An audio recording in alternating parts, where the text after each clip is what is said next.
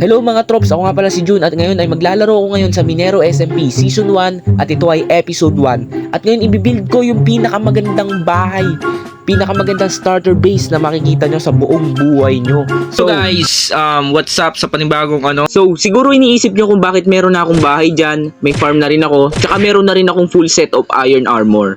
So ganito kasi yan, try recording ko so hindi ko na-record yung panimula.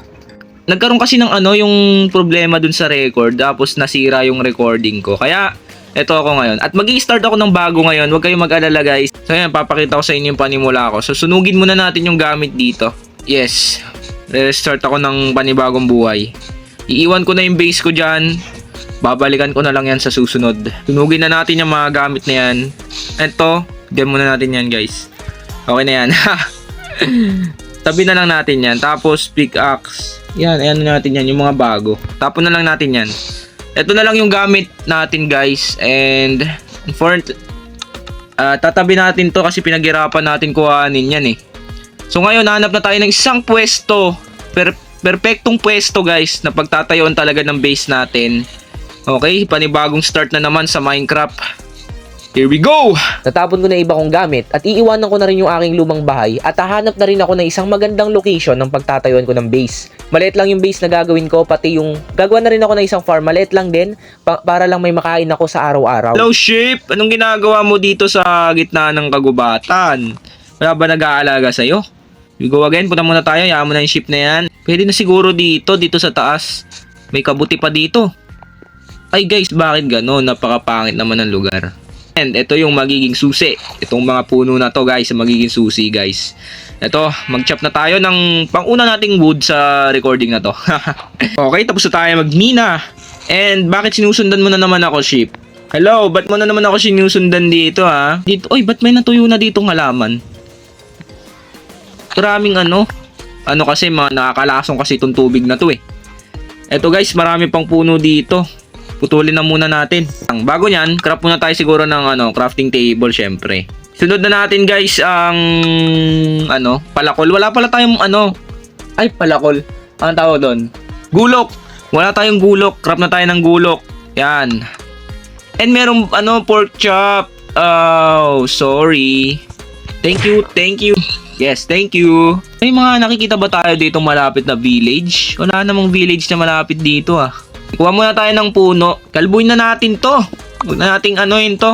Kasi kailangan natin magtayo dito. Pero parang lilipat pa tayo ng kasi napakaliit nito. Kasi magbibuild ako ng mga mega build. Baka maliit tong lugar na to. Lipat tayo. Yan, safe and sound tayong nakatawid dito sa Parang maganda na rito magtayo guys ng bahay. No? Maganda rin siguro magtayo ng bahay dito. Malawak na rin naman. Tsaka dito na tayo muna magtayo dito guys. Pwede ba itong panggawa? Yung moss ba to? Mossy block. Pwede pang panggawa to? Uy, hindi pwedeng panggawa. Kamalas naman. Ano yan? Bulok. Yan, siguro muna tayo. Mag-dig down muna tayo. Tapos kuha tayo guys ng cobblestone. Para makagawa na rin tayo ng furnace. Siguro mga 8 siguro. 8 ba ang furnace? 8 yata.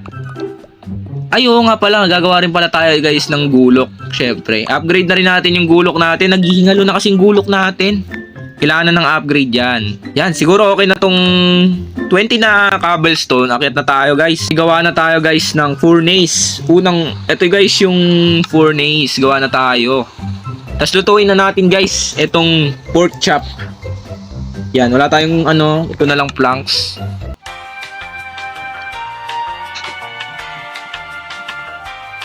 So yun guys, luto na siguro and salamat. Luto na guys yung ating pagkain. Kainin na natin to. At siguro time na siguro para gumawa tayo ng ating starter base. Alisin muna natin to isang puno na to. Sa gabal kasi. Simple lang naman ang gagawin natin. Craft muna tayo ng shovel. Kasi kailangan natin patagin to ng pala Tapos papatagin natin siguro dito. Dito muna kasi tayo mag-i-stay. Pero dun tayo sa taas gagawa ng base. Para maluwang. Ayo nga pala hindi pa pala tayo respawn point. Lagyan na lang natin dito yung bed and tulog na tayo. Ay. And tulog na tayo guys. Good night. Uy! Nagkasunog. Uy, grabe. Wait lang. Chill lang mga pare.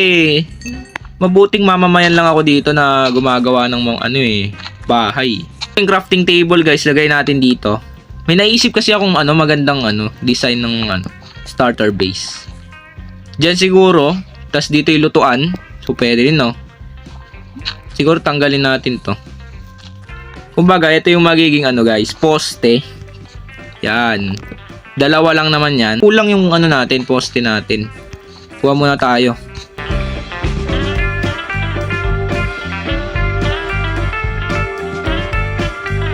Let's go. Gawin na natin tong base, yung starter base natin. Yan, lagyan lang natin siguro ng ganyan. Yan o, diba? Napakaangas niyan, mga boy. Siyempre, craft tayo ng slabs. Ito yung magiging kuha natin, bubong natin. Lalagay lang natin yan dito. Yan. Siyempre, ipatag na lang natin yan. Dugtungan natin to. Tsaka yung banda dito, siguro yan. Siguro ganyan. Diba? Napakaangas na ng base natin, oh. Starter base pa lang yan, napakaliit pa lang yan. Maganda na. Paano pa kaya pag malaki, no? So, dugtungan lang natin to. And ito. Yan, dugtungan lang natin yan, syempre. Ito yung magiging first house natin. Parang bahay ng aso. Parang bahay ng aso. Pero okay lang yan. Di bali ng maliit. Basta nagagamit, di ba? Ganun dapat yung mga mindset natin, oh. Di bali ng maliit, basta nagagamit. Syempre. Kuha tayo dito ng barrel. Malalagay natin yung barrel dito. Yan. Tapos lagyan natin ng slab. Nasaan yung slab natin? Nawawala. Ito, 4 na lang slab natin. Lagay na lang natin yan dyan. Tapos dito, maglagay tayo ng slab dito. Okay, dito ba? Parang mali yata tayo. Ay, mali tayo. My bad. Dito pala lalagay yun. Dito pala lalagay. Kailangan dito ng ganyan. Ha? Ay, ito. Yan, nalilito na ako. Anong gagawin ko? Ayan, nice one. Tapos lagay natin dito. Naku, mali pa. Nangyari. Ayan. Tama ba? Mali. Dito, lagay natin dito para Yan, lagay natin dito yung trapdoor sa taas dito. Yan. 'Di ba? Boom. 'Di ba? Napakaangas, no. Tapos dito, ito buti may slab pala na natitira. Tapos lalagay siguro natin dito. Tama ba?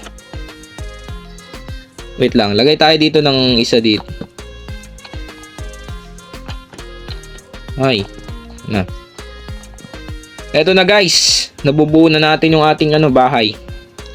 Dito natin lalagay yung bed natin. Ayun, di ba? Napakaangas talaga, no? Lagyan na lang natin siguro ng harang doon. Konti na lang, magagawa na natin yung bahay natin. So, maglagay lang tayo dito ng yan. Di ba? Napakaangas ng bahay natin. Okay, simple lang naman, napakaliit. Pero itong pinakamaastig na starter base na makikita nyo sa buong buhay nyo. Affordable, meron. Tignan nyo guys, oh. Gamit na gamit talaga to. Meron ka ng dito, meron ka ng crafting table. Siyempre, meron ka ng lalagyan ng gamit. Tsaka meron ka ng lutuan dito.